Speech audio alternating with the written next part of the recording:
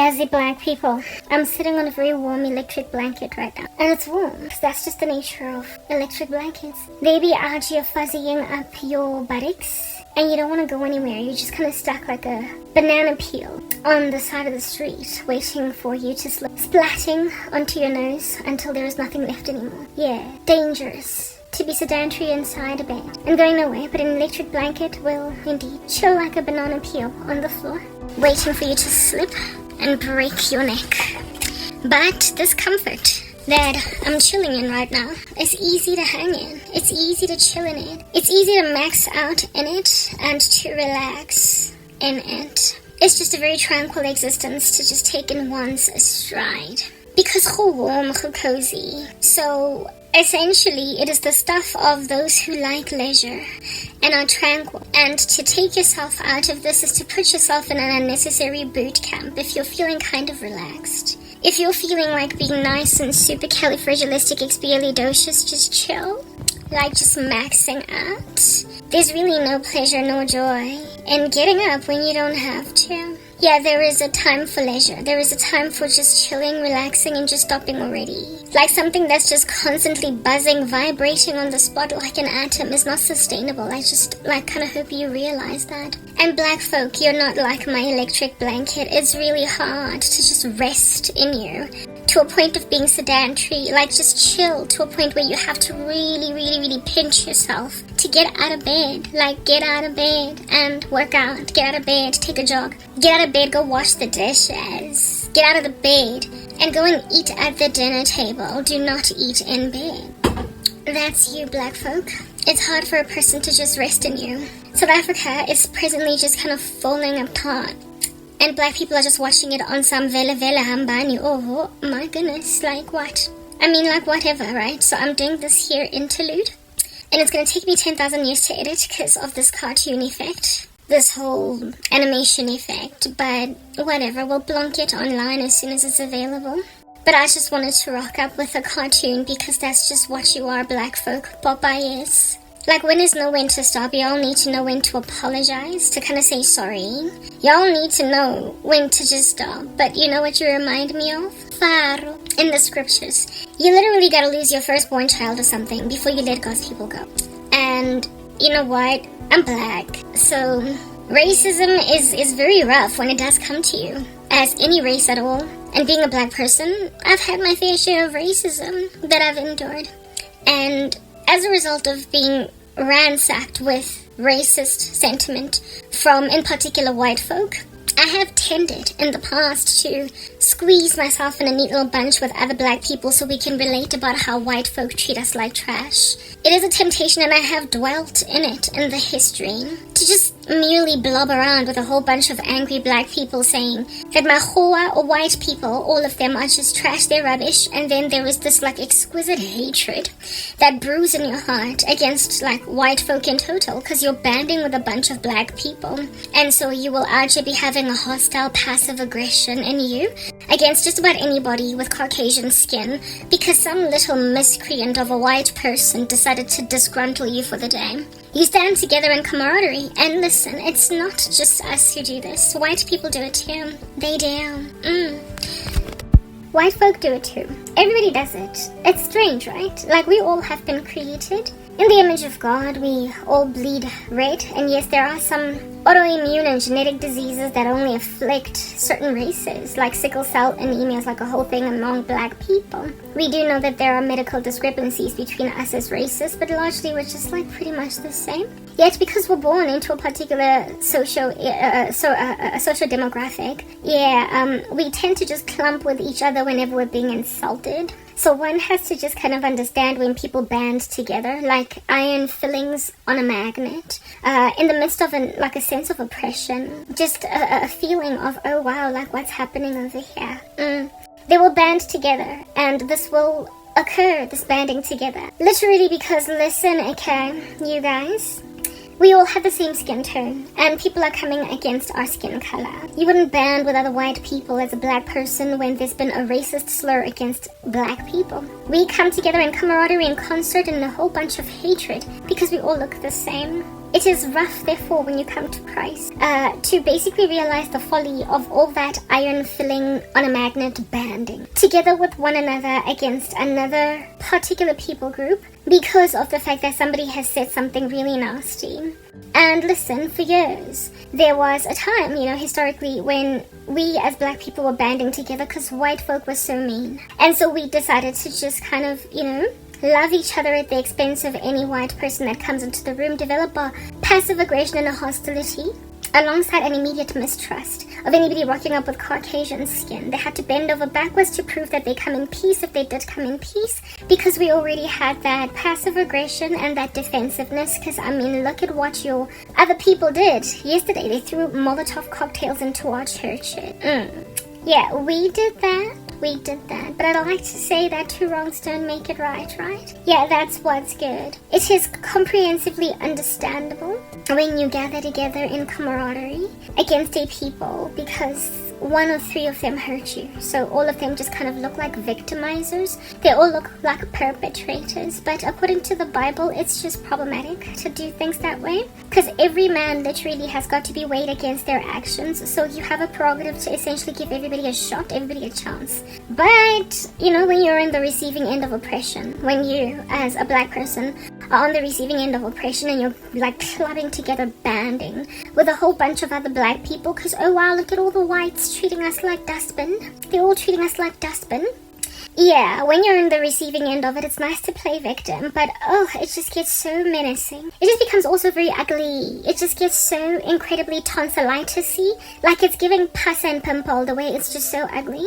And even then, a cystic pimple. Yeah, when you're now the saboteur, when you're now the instigator, the vigilante, when you're now the one out here grabbing arms. My. For the first time ever, I never thought the day would arrive. Like, I probably never ever imagined the day coming. I never thought the day would arrive when I would know what it's like to be essentially privileged and chilling in the majority of people that thoroughly think that it's okay to treat other people like trash. After living in suburbia in group areas act, killing it in my swimming pool while black people and their children struggle with Bantu education. Never in my life did I imagine the tables would ever turn, where it is that I, am basically on the side of folk that stand to endure the least amount of hardship just by mere virtue of being black, whether or not I agree with the rhetoric. And like a white person in the days of apartheid that really just kind of is disquieted by what's happening in the black areas, the Indian areas, and the colored areas. I feel trapped in my skin to essentially be clumped with a whole bunch of miscreants doing a strange thing against people that didn't wake up one morning and decide that they just want to be treated like rubbish, but look at us treat them like rubbish anyway. I know what it's like to be a white person in apartheid South Africa. Like proper, I'm experiencing it. That does not agree with apartheid, but you know what? I'm part of the band of people that are hurting others. I don't know how to deal with this. I don't. I do not know how to take in my stride the fact that I belong to a people group that are harassing other people. And they all feel very justified in it. And I don't agree with them. But every time they look at me, in other words, white folk, every time Makua look at me, they just assume I'm like the rest of you guys. Like, I feel so trapped in my skin. I kid you not, I've done a video. It's up and coming. I've got a whole bunch of backlot content where I am lamenting about how I feel so stranded in my skin. It's like I'm wearing a very tight leather onesie that I put on my body for no other purpose but to seduce some terribly diseased man. And then I discovered that I don't want to do this thing. I don't want to be licentious. I don't want to be giving 50 Shades of Grey. I want to be virtuous. And then I want to get out of that onesie, but it's too tight and it's all varicose veiny. It's caused me to have varicose veins, but I can't take it off. There's nobody here to help me take it off so I can wear something like, more comfortable, like a parachute. So I just kind of have to walk around in this very tight onesie that even though at some point in my life I was cool to wear this like licentious seductive onesie that is made of leather, but now I realize it's a somnganga, it's a somtsumperang. Now I realize it's just hella tight and it's really hard to breathe in it. Now I realize it's just easier to just wear like loose-fitting tracksuits, but I'm in this onesie and there's nobody here to help me take it off. So this onesie is just suffocating the lifeblood out of me. and I'm stranded amidst those wearing the seductive onesie. All of them are just wearing onesies, and they're like rainbow colored or whatever, looking like the LGBTQ community. Like, it's literally red onesies, yellow onesies, pink onesies, black onesies. Like, they're just all wearing some ngangas that are made of leather and nobody can breathe. And I realized that this is not sustainable, especially considering it's very cold and I just want a nice cushy blanket in my tracksuits, but I'm wearing the onesie. Like, my black skin in the South African life, and just in general as a black person in 2025, the way that black people have gone so crazy to a point of even writing dumb books like Black Supremacy. Like, who does that? Yeah, okay, I'm like, I need to get out of this onesie. I really want to get out of this onesie. It's tight, it's giving suffocate me, it's giving I won't breathe tomorrow, it's giving clotting, alright? It's giving pulmonary embolism. I can't. So I want to get out of the onesie, I want to breathe, but just by mere virtue of me having the skin tone, unless people know me on YouTube, unless they have come across my content, frankly, since nobody's watching my content, because, you know, black people have happened to me and whatnot, nobody really knows how I feel. Nobody really knows how I feel. And so therefore, absent of them coming to learn who I is, who I be, they just assume I'm amidst one of those that are out here, you know, chanting in a stadium, like in some red, like this time around it's red, because it's like giving EFF onesie in a stadium full of like 80,000 people just saying, kill the buoy, kill the farmer. And I'm just like, I don't know about that, hey?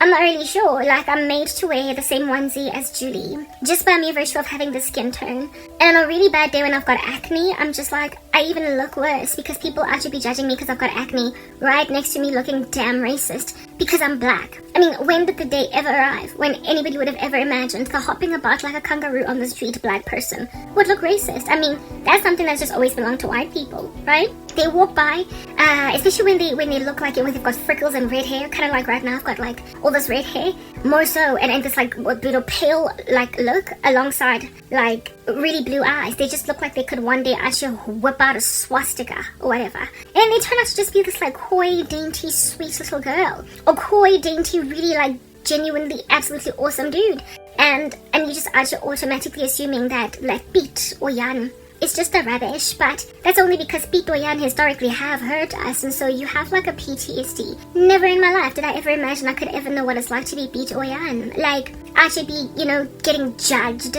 guilty before innocent, until you prove that I'm not like my forefathers, I'm not like the rest, or the chunk of people that look like me that just so happen to think that you don't deserve to be on the earth with any level of dignity. I never thought I would ever be Piet or Jan, but like, look at me be Piet, Jan, and Cassandra. Like, look at me just be Mariki, and I'm just like, but like the Mariki that hates apartheid. Like, I don't know. Never in my life did I ever imagine that I would ever know what it's like to be a white person in apartheid South Africa. However, that doesn't agree with the system, but nonetheless everybody thinks I'm like everyone else. Yeah. This nation is just defeated. It's just like cray, like red egg, right? I am exhausted from black people. Like, I'm just very tired. I'm very, very drained. I'm what they call bushed. Yeah, I'm bushed. I'm very bushed. I'm jaded. Like, thoroughly I feel high on some supply of drugs and stuff. The way I'm just so catatonic, like almost comatose in a hospital bed, unable to just lift any of my limbs because I'm dragged.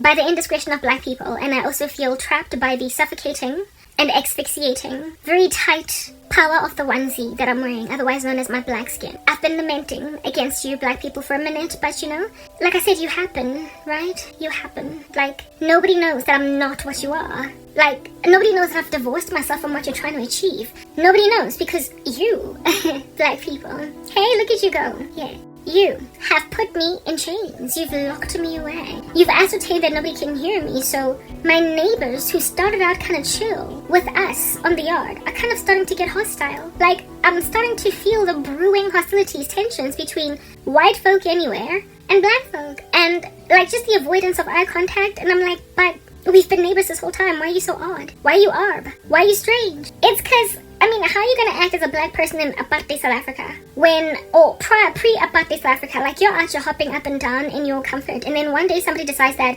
you need to be terrorized by systematic oppression, and then the laws are out, you're ruminating through the course, through the veins of society, they're coursing through them like blood, and then next thing you are oppressed as a people. You gotta walk around carrying dompies and whatnot. I mean, like, it's not a dompa, sis, it's a dompai. That's my plural. You're carrying around dompai as black folk, and I'm just like, but when did this happen, right? Or even like the Jews in Germany. They were hanging out with some Germans, and one day stuff started to get like kind of hostile between next door neighbors that were like just regular good old-fashioned white and Jews. Now they were no longer hanging out so easily with the Jews. Now they were the people to be mocked and avoided, whereas our kids used to play together with clay in the garden, and now you can't even look me in the eye because there is a hostility raising up against my people. I live in suburbia. I do. I live in suburbia, so there's like a whole bunch of white people all around me.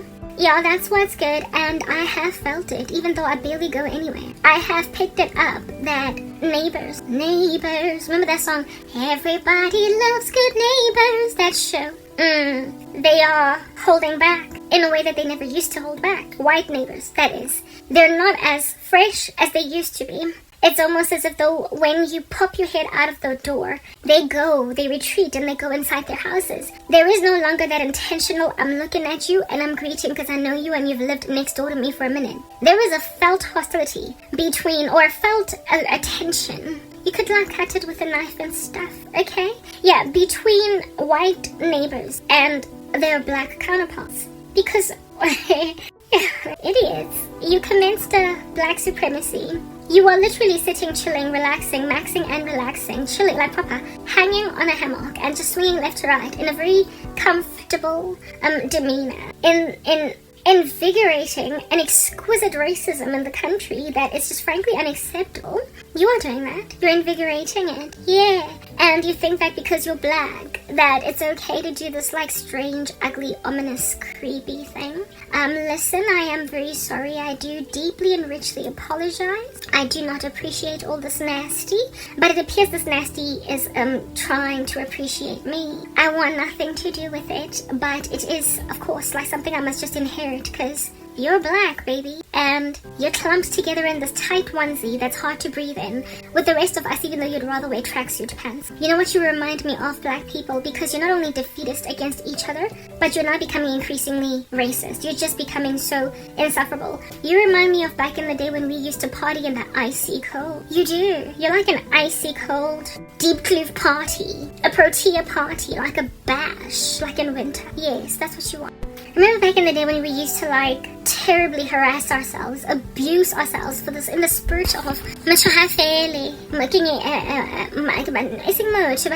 this thing. Monadi, wafela but like wafela. So us depleting human souls in these streets out here perusing the aisles of ugly parties. They were just so ugly, so full of debauchery and all manner of nasty. But when you're still young and think that this is cute, you're just like gyrating all over the show, or like just into horrific licentious music, getting all drunk, smoking it up a storm because you think it's fun or whatever. But I mean, there came a time when it just was not so fun anymore to be out there umtsing, like, you know, mangisaying, and just jivaring bangenaring. There came a time when it just was very uncomfortable to bangena, you know? Yeah, in winter. I mean, like, listen, I remember insisting on jiva like all year long. And then there would be this like blistering, crazy winter night, winter evening. It was a winter day, clouds all over the show, like fog and mist and like even, you know, a slight drizzle. Like, I'm speaking, you can't see 5 cars ahead of you. The way it's so misty, like it's ridiculous. I mean, we don't get rain. We don't get snow, sorry, not that much anyway in South Africa, but you be out here feeling snow vibes because of how you just can barely see. In the distance, it's so cold. Your breath is spelling your name every time you speak. And then you still go out, you know, wear perfumes, and look cute. So you could hang out with a whole bunch of other young people at a party outside in the blistering winter, and you can't even understand why it's so packed. Like, why are there so many youths over here? Why are there so many young people in this crazy place? Like, why are we all just packed over here in this freezing bash, go protea, this freezing bash, go deep kloof, this freezing bash, maybe even in Sandton, go Calvin, full of a whole bunch of young people just umtsing, bangenaring it, and everybody, even though you're dancing, is not getting warm enough. So you see everybody's breath because you can draw your name with your breath the way that it is so cold. Everybody is freezing. Yes, you're rocking jackets, coats, and all that jazz, but you're still freezing, and you are going to stay there. And like Brenda Fassie, you're hambang a 7. You're hambang a 7. Like one in the world. Like you're an icicle. You can't even endure that level of cold in school if you're a student in high school or a student at a higher learning institution. You out here be feeling harassed. Do you understand? By your lecture halls that you feel are not sufficiently warm, they're not insulated, there aren't enough resources given how much you pay for school fees. Why are the lecture halls so freezing in winter? Yeah, you can't stomach to be in class all the lesson long because the way that it's so cold, you just want to go home straight away. But you recognize the imperativeness of you staying there. Because after all, it is your future, your education. So you stay in a cold lecture hall or a cold classroom in high school, but feel very disquieted by the fact that the school has not invested in sufficient heat for the cold. But if it was up to you, you'd be home in a jiffy. In like a jiffy. If it was up to you. But it's not up to you now, is it? You're in school. Whereas at a party, honey, it is up to you to go home. It is up to you to leave. It is up to you to get in your convoys, your convoyed vehicles where you've like packed 20 of you like sardines in one car, to just drop each one back home. Like it's literally within everybody's prerogative to just stop freezing their buttocks off in a winter party and just go home and chill on this very electric blanket that's hard to let go. But albeit it being within your choice prerogative set, just choose to stay, like, and be an icicle at this ridiculous, stupid party until 7 a.m. Your husband was 7. Go winter. You'd never do that for your education. You would never stay longer than necessary in a lecture where you are freezing your butt off. Or even, in, like, Papa, if it's, places where it's important for you to be, you be out trying to leave. But this absolute vestigial function, this like this uneventful event, this worthless thing that's not going to contribute anything to your future benefit, you're just hanging out in it. That's what's good. Freezing your toes off out here, being threatened with toxic shock syndrome. Cause gumnandi lana, gumnandi. You just stay there shivering it up a storm. Shivering it up a storm. Looking like you've got ALS. You're just like, you are inconsolable the way you're so cold. But you're still ahaing. Even your dancing, you can't really dance all that well. Do you know what I'm saying? Cause you're freezing. You can't feel your hands. You're like all day and every day, all night, pretty much. And you stay in this outside bash in DK, and you will not leave until basically you see a show of revving cars, and then only you go home because you got to see the show at the end of the party. Yeah, black folk hanging out amidst you and being what under heaven it is that you are these days feels like the Patitelezakopotia. It feels like those bashes in Sandton, full of a whole bunch of youth in winter, freezing their buttocks off until 5 a.m. in the morning. It's uncomfortable. It is frankly better to be at home and chill. But nobody is out here looking out for their own best interest to go home because Kiwinta, why are we still partying? Kiwinta, why are why are we freezing like icicles out here? It's not necessary. We understand we're young and our health is at the peak of itself. But this is what we call uncomfortable. It has just gotten uncomfortable. But you're sticking around because nothing. It's easy to be able to relate, hey? With each other. You want to you don't want to miss out on the fun, what you call fun. You feel like this is what young people are supposed to do. But you see, I'm chilling on an electric blanket, and it's really hard to walk away from it because, it's kind of nippy these days, and it can cause lethargy in you to a point where you don't even want to get out of bed. So there are negatives to just being in an environment that's very, very comfortable, because then you can just be complacent and chill and do nothing, just relax, recline a chair, and hope that stuff is just going to basically come to you. Your food is going to come to you, your drinks are going to come to you, the toilet is going to come to you, the shower is going to come to you. You're going to think it's going to come to you, but at some point you have to get up and go there. When you're living amidst a community of people that are easy to be in the company of, you stand the risk of being an electric blanket. You're very comfortable, but you may not get out of that chair, out of that body, out of that position to basically go and fix your life, get your act together, work out, for crying out loud. Hey, go and pee, like take a shower, like brush your teeth, get up out of bed and stop being so comfortable on an electric blanket. Well, white folk in this country for like a million years, right? Maybe even Indian folk, I don't know, like for a while, since pretty much apartheid was repealed, have had that kind of comfort with amidst each other. They've just like not been as defeatist as black people have been. It has just been comfortable to be them. So I mean, why evacuate from such a comfortable, cushy environment such as an electric blanket in winter when it's cold. But at some point, you gotta learn to get up, to go take a shower, brush some teeth, eat, pee. Like, basically just do other things other than just be comfortably white. Unfortunately, for white folk, they literally chilled in all that comfort for a good, 3 decades. And now it's coming to bite them in the behind like bed sores. I mean, if you're gonna be chilling on an electric blanket for a minute, you're gonna get bed sores. You're going to get just as quiet from being sedentary, like the lethargic, like just letting stuff go, like letting things slide. You are going to end up feeling disquieted by the fact that you're peeing into a catheter and you don't want to stand up even though you've got the mobility in your legs to go and use a toilet. They've been implicit and complicit in this. I will not take that away from them. They've been basically kind of chill in the fact that they're not self-destructive the way that black people are. But in so standing back and doing nothing about the black issue, now there are all these tensions and hostilities between black and white folk. But black folk are the opposite of what white people are right now. They are these people out there going to a party when it's freaking freezing. And herein lies the deal. When you're smart, you know that your body's cold. When you're smart, you know that you gotta wear a jacket. And when you're smart, more so do you know that let me go home and not insist on partying in winter. Okay? Yeah, well, herein lies some black people. Herein lies some black folk, okay? They are uncomfortable in a way that I guess white people are not uncomfortable. Like, remember I said that white people are like the electric blanket, while black people are like the party in Protea, Soweto at 2 a.m. on a winter blizzarding morning. Yeah, an environment that is unsustainable to be in, but people think that it's fun.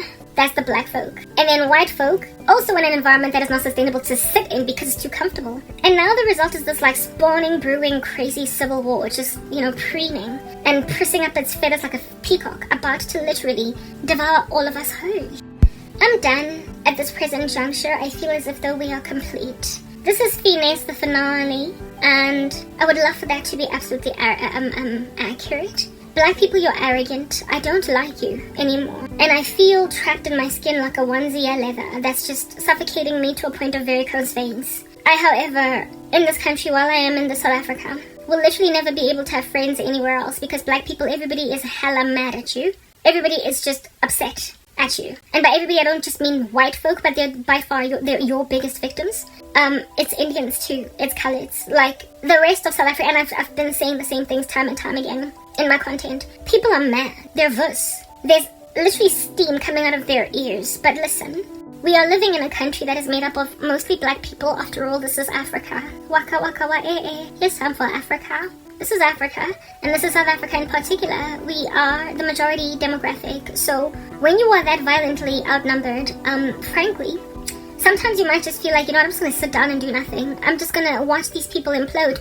And I've been saying it for a minute. How in the world do you watch a people implode when they are the majority demographic in a country? And in and of yourself not basically lose a piece of the land on which you live. Like, you live here too, other races other than black in this country. You live here too. But when somebody is so crazy defeatist, yet arrogant, yet immovable, unshakable, a monolith, like you can't tell them jack, sometimes all you can do is just stand back and just watch them basically self-destruct. But guess what? They're self-destructing on the same patch of land on which you live. So when this seismic activity, this tectonic shift happens, it actually be decimating and bringing down entire skyscrapers that belong to black, white, Indian, colored folk, Asian, whatever might be, the varying nuances of people in this country.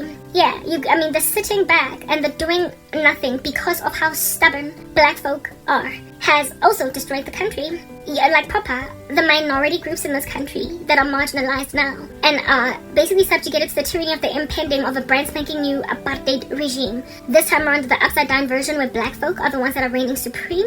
Yeah, them sitting back is just going to impend upon them an inevitable systematic oppression that is going to be in dire need of international attention, scrutiny, and so therefore aid.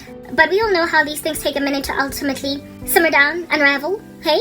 Look at what's going on in the Ukraine. Vladimir Putin out here be invading, and Zelensky is out here fighting with Trump and Vance in the White House, not trying to end the war. And Vance making a very good point. Look, your country's going to be destroyed if you don't agree to our offer. And you ought to be grateful in these streets, because right now I just feel as if though you're giving and oozing arrogant, especially considering why did you come here without even wearing a suit? Yeah, look at this victim mentality that Zelensky is walking in, that is keeping him in a war in his country. It is literally city by city, town by town, just mowing to the ground the Ukraine. It's completely obliterating the integrity of the Ukraine. the country's going to take forever and a minute to rebuild. And yet there are people who just don't want to agree to a ceasefire because they're still holding on to the fact that this guy is going to not insist upon a ceasefire. He's not going to maintain the agreements of the ceasefire.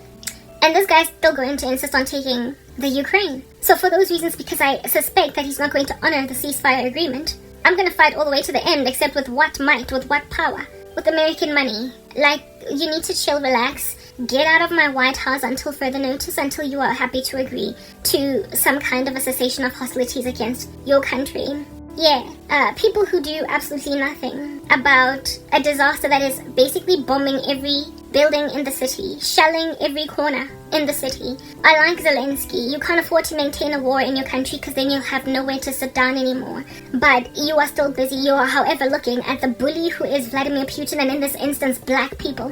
Coloreds, Indians, whites, they're looking at black people and some, they're too bullish, and they're too orky and strong, and there are too many of them for us to actually truly get any, sensible word in. So I guess we're just gonna have to keep on bombing them even though we don't have enough arsenal. There aren't enough of us. There are too many of them.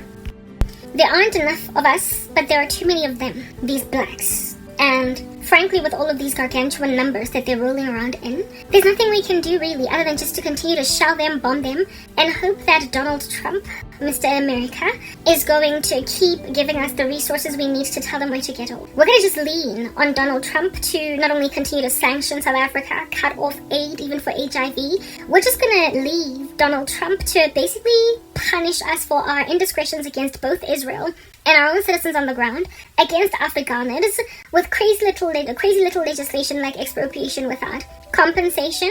We're gonna let America show them where to get off, where to get off, where to get off. We're just gonna wait for Donald Trump to basically keep telling them where to get off without realizing that Trump literally is already in his second term, so there's no coming back again after 4 years. This is the only time you have to basically try and fight to get your country back. You can't wait for a dude sitting in America to just sanction a living daylights out of your country until it does what is right. You've got to use this opportunity, this open louver of escape, just like Trump telling Zelensky, wear the best you got, you don't have any cards. And the guy's out just trying to maintain a war.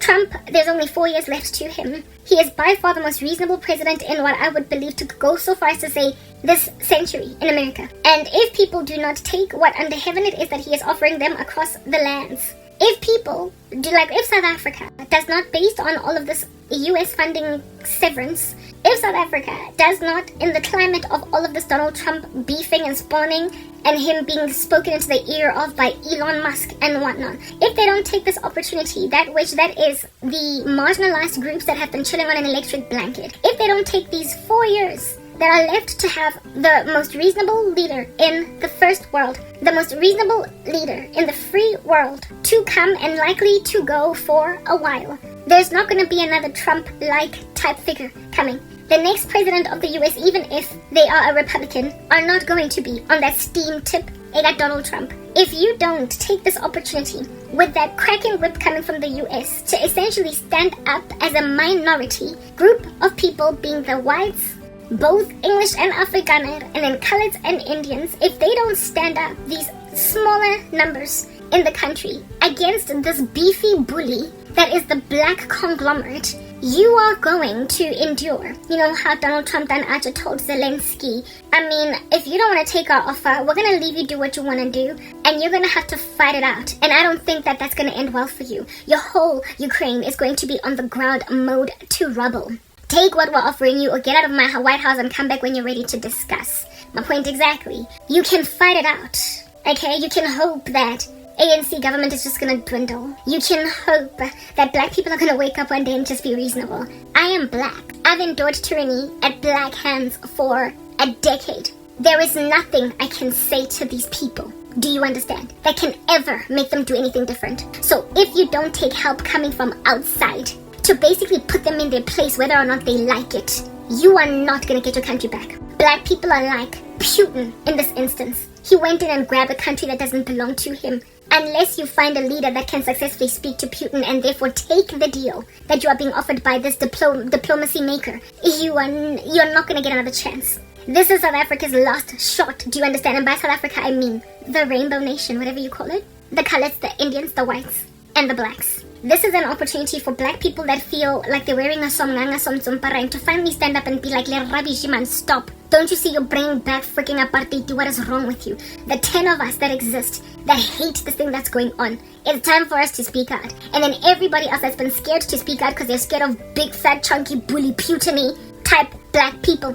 That there's just so many of them, and they're strong, they've got the numbers, they are running the government. There's just too many. And you sit back, get up, get off your comfortable electric blanket and fight, because you've got somebody sitting in the Oval Office that are just cutting funding for all different kinds of things in your country. We are about also to lose access to trade and industry under AGOA. The automotive industry is about to be out the window. What in the world? Why would Nissan and BMW want to stay in the country when they set up base camp here precisely because of duty-free, tariff-free trading? With AGOA gone, PEPFAR, and other types of US aid coming to South Africa, it's only a matter of time before we get completely dwindled and fizzled away as a nation. You could, of course, try to look to Patrice Motsepe, Cyril, Tokyo, Sehwale, all of these billionaires and say, take money out of your own coffers and give them to South Africa to enable the effort. Yeah, and trust that billionaires that have that have been enabled by the corrupt system of this country are going to somehow aid the nation when no other country is aiding the nation. You can trust our billionaires who are just be rocking up in Garci's in the midst of poverty-stricken people and flash their freaking huge chunky cars. Government officials are just paying themselves salaries that are way too big. People that have no regard for the little man on the street. That's what's good. You can trust them to build their own country and then keep on rocking up at the State of the Nation address and speak smack like ain't nobody gonna bully us. That's how black people respond. Listen, okay? Mamela, y'all need to understand how black folk work. I'm black and I'm tired. I'm exhausted with black people. I'm in and of myself a victim of black crazy. Narcissistic personality disorder, like a stubbornness, like a rigidity, like when a person is holding on to, like there's nothing you can tell them. There's no arguing with a person like that. They gotta be right. They've gotta be right, and even when they're wrong, they've gotta be right. Like a black person will literally be sitting on a decision they made that is obviously wrong, watching boulders fall everywhere. Like as in a building is cracking apart, as in hairline fractures that you are seeing in walls. Do you understand? The building is about to cave. And black folk will still insist that they built it properly, good workmanship. They will still insist that every brick that is falling is not their fault. It's because you kept on bumping yourself against the wall. They will insist that they did everything right and that they can't do anything wrong. And they will then raise, essentially, all the architectural flaws that existed in a building that was bulldozed, brought down to the ground, to reinvest in this new building. Like they build a new house, have bulldozed the old one. So basically the old contractors are to be done and dusted, not spoken of anymore, seeing as the building is no longer in existence. But they will still blame the shaky foundations of the new structure on the old architecture and highlight that as you will remember how that was also falling apart. You will remember that because of what they did, we had to bulldoze and then rebuild. You will remember how the old quantity surveyor missed these points in his report. You will remember how that, proper. Then we are working with a brand spanking new building that has been built by the new contractors, and this new contractor will blame, albeit having been bulldozed. And so it is no longer in existence. The old building that existed before this one. Black people will literally bring up history to explain why they're so inefficient today. They will keep on raising the race card. They will keep on speaking about apartheid and the inefficiencies there and completely ignore their workmanship problems. Their lackluster, poor workmanship in the current present regime, the current present administration, or whatever you want to call it. They will look at the present structures and the flaws therein and account for those flaws on old historical things that were bulldozed. They are immovable. This is the equivalent of the tantamount of this is how they are. Just in even with you equating it to every other life circumstance. So never mind just the building or the uprooting of old structures and then rebuilding a country, but just in terms of human relationships, just in terms of how they operate on a very foundational, rudimentary, elemental level, as people, how they are towards each other as brothers, as sisters, as mothers, as fathers, as teachers, as neighbors, as acquaintances, as colleagues. They're full of sabotage, backstabbing, like defeating each other's cause. And when then they drop the ball in delivering what it is that they have been now tasked to do. They will always blame shift, and you can never argue with them. You can't raise an issue. You cannot say, but this is where you're going wrong, and can we please just stop talking about the past and focus on the present. They will insist on raising the past. Listen, I have been afflicted by black people, and for 10 years I've been suffering under black people. Sonke lesikhathi, no one has been prepared to admit that they freaking broke my heart. No one has been prepared to basically take in their stride the fact that I'm willing to move past it if we can just fix my life. I'm not holding on to a grudge. I am just saying, okay, fine, going forward, what are we gonna do? They will leave you out on a limb, and there will be no sorry coming, no apology, coupled with the fact that when then you try to move on with your life, they will possessively hold on to you. Just like the black government is possessively trying to hold on to Afrikaners, that they clearly tried to oppress to a point of oblivion in this country. And then when Donald Trump offers them refugee status in the US, they now acting like they love them. Julius Malema and Cyril Ramaphosa. And then there's like a whole bunch of, like I said, Uncle Tom white folk. They're like the tenement of Uncle Toms in the black community. They stand with trash. They are in complete denial about how destructive black people are to this country. They are trying to, in the spirit of let's all get along, swing left to right on a hammock and hang out with one another. Yeah, they are in the spirit of trying to maintain that false peace, literally taking the trash of black folk in their stride. And so subjugating to the tyranny of all of that self-defeat, everybody else that is like, but this is not a going concern, it's not sustainable. And this here happens to be like the majority of the country. Bantu abamnyama, me being a black person, I will tell you right now, they will destroy your life, your whole entire future. They will take everything that has ever belonged to you. And then years down the line, they will deny they ever did that. And when you try to talk about what they did, they will claim that you're the one that needs therapy and nobody else. They will go to their grave having committed abominations against you. They will go to their caskets having done the most, and you will be bereaved by a lack of remorse on your person. People that can see clearly that they have destroyed something perfectly beautiful, and they will be in so much denial that you will feel no other prerogative as a person but to basically just let them be batlogele and just let them fester in what they are, hoping that maybe upon self-destroying they will then stop their downward trajectory. Except you will literally wake up 5 years later and they will still be sinking and in denial that that's what's happening. They will still be dropping into a grave and be in denial that that's what's happening, all the way up until they flatline and pass away. Black folk will deny they destroyed anything. I'm sorry, I belong to a people group who make me feel trapped in my own skin. I can't say this enough. There was a time when, upon enduring racist treatment from white folk, I would gather with black people and be like, Labantu laba, they treat us like rubbish. In the rare event that I would get racistly treated, because that's not my biggest issue in this country. I have not been that badly. I have not been harassed with so much racism that I would call South Africa a racist country. Every so often you will meet the odd white person that will treat you like nonsense because you're black, but it has not been the majority of my striving. My biggest trauma and pain has been from black people, not from racist white folk. And no, I would be lying.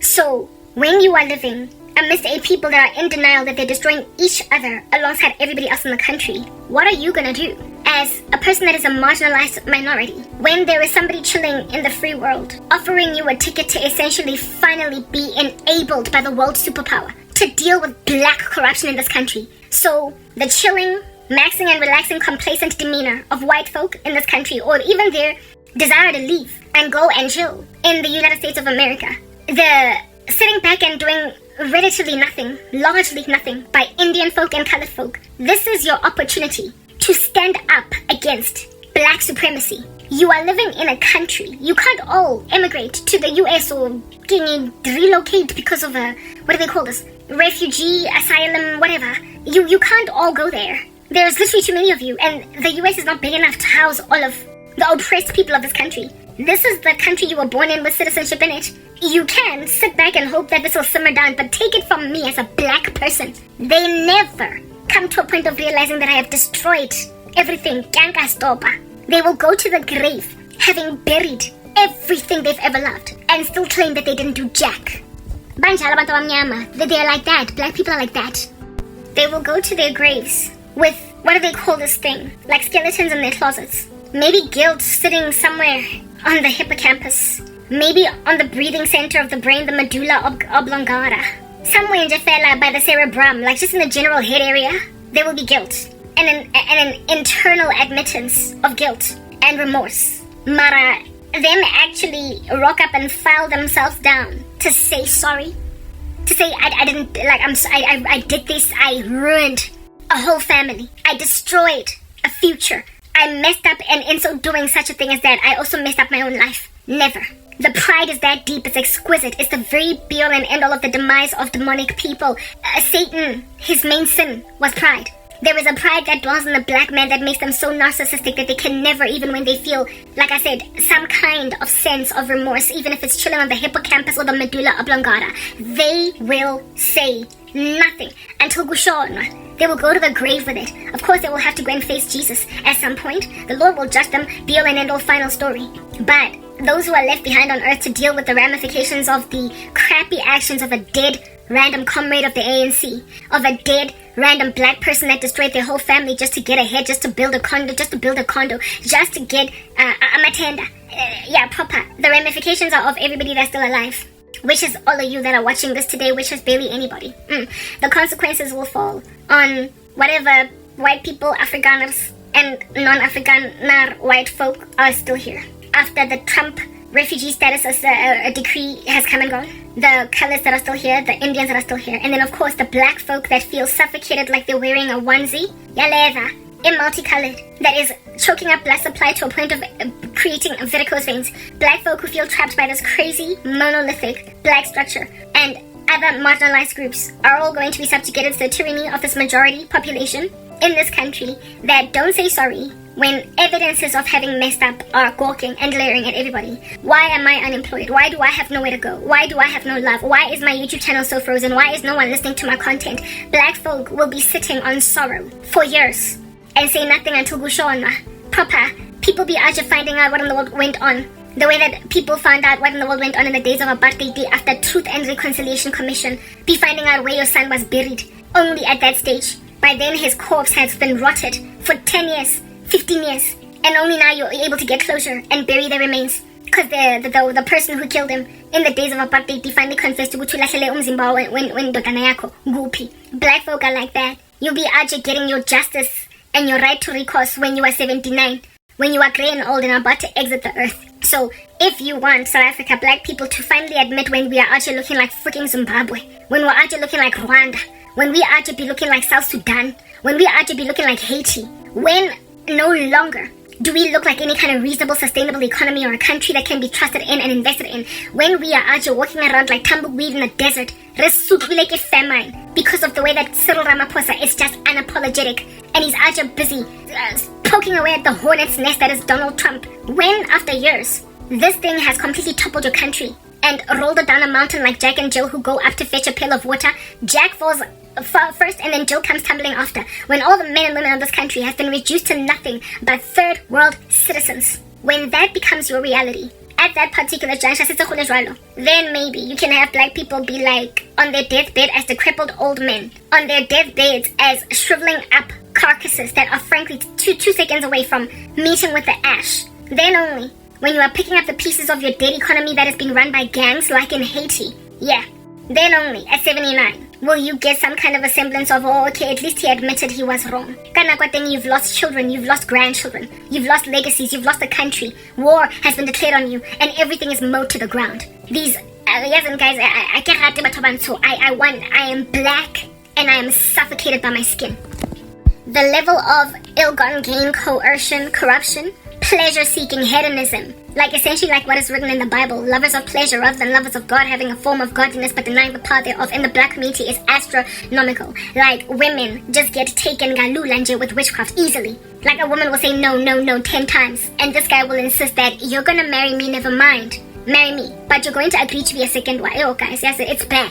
It's freaking terrible. They will insist, albeit you having your own very strong resolve as a woman, that not only are you going to marry me because I said so, but you're also going to agree to be my second wife in a historically customary law marriage where you could polygamously enter into a union with a man who has got other wives. Or, seeing as this is the bill they're actually trying to propose, this time around you're married under the common law, so one man, one woman, and you cannot marry another in that instance but for in the instance of divorce. They will then literally table it as a bill propose it in government to marry second, third, fourth, and fifth wives under the common law. Isitembu. Like, literally, take another wife. In the only institution of marriage, in the only law of marriage in this country that protects women against polygamy. And then they go and they destroy even that. As if though customary marriages are not enough, because of the fact that married black men are so rapacious and they are so determined to take second wives despite having initially agreed contracts essentially that they entered into with women. They were happy to marry just one woman when they were younger. And now they want a second wife, but they don't want a divorce. And so now they are insisting on passing a bill to create polygamy under even the common law. Therefore, taking away rights of women, of being shared with multiple women, njefela in a marriage. Like, that is what is going on because of black people, the black government, black men, and the complacency of everybody else to just let this stuff happen. A country like that is 5 seconds away from being Haiti. So, Mina, where I'm sitting right now, I keep on getting dreams on a loop, perpetually, where I am seeing myself marrying the very kind of man that I'm like, I don't want you, I don't want you, I don't want you. That's the level of coercion, that's the level of force. So if they can force a woman to marry them, also that wants nothing to do with them, that vomits when she basically thinks about them, she vomits in her mouth. Yeah, when a woman is looking, when a black woman is enduring that, who are you as a white woman or a white man? Who are you as a colored man or woman? Who are you as an Indian man or woman to deal with that kind of stubborn spirit of somebody saying, I'm gonna get it, I'm gonna take it if I want, and the thing that they want is so freaking unreasonable. It is so unreasonable that everybody ought to be riotous, boycotting against it. Everybody ought to stand up in arms and say, Lo muntu yahlanya. But because everybody is just letting crazy black people do what crazy black people do, they are telling themselves they're too strong, it's a monolith, and a naked Futi on top of that, in my little colored community, in my little white community, and in my little Indian community, there's limited striving. It's not so intense over there. So I'm just going to basically cover myself like a tortoise in a shell and just let the storm pass. Yeah, let the storm pass and wake up in Zimbabwe under Robert Mugabe. Let the storm pass and wake up in Haiti, run by gangs. Let the storm pass and wake up in so much famine and civil war that you're actually looking at, you're stuck into the mirror of South Sudan and South Sudan at all, and stuck into the mirror of the Tigray region in Ethiopia, stuck into the mirror of, what do you call this, Rwanda, Hambani, La Papa, carry on, and watch yourselves have no country to live in anymore. I have to leave this country in order for me to not be subjugated to the tyranny of my neighbors going strange, because there is a climate in the country that is shifting, causing white folk to not be certain anymore as to which black person they can trust and which black person they can't trust, coupled with their own sentiment that they're brewing in their own corners, where they're talking with each other. And now there are these hostilities, racisms being raised up in people that historically were not racist, because they are feeling targeted. Now Mia would wear some kind of a vest of racism, essentially a hostility against a particular racial group. If they perpetually kept on clobbering my people, I would develop a bias, I would. So even people who didn't have a bias are now developing one. Look at what Steve Hofmeyer did. He hooked up a song called Orania, or Our Blood is Orange or whatever, Ons Blut as Orania. Hey, bato.